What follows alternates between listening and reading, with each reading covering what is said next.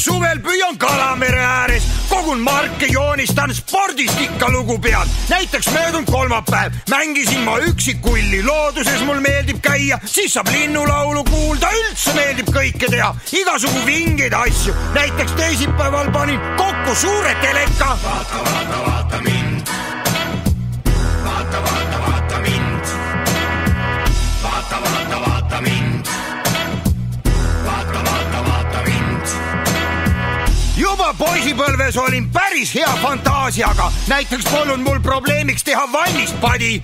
Elus hätta ma ei jää. Olen sellest päris kindel, kui sa ikka kõike oskad, siis ei ole karta miskit. Läinud reedel tegin peedist pesumasinale trumli. Ja ei ole tõesti asju, millega ei tuleks toime. Vaata mind. Vaata mind. Vaata mind.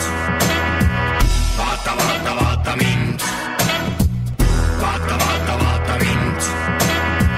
Vaata mind.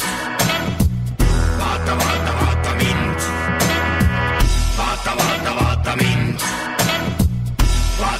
Vaata mind.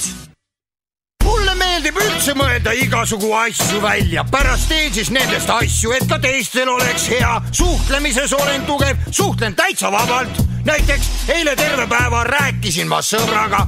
Niisiis olen mitmekülgne, ilus, tark ja osav.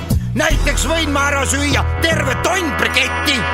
Vaata mind. Vaata mind. Vaata mind.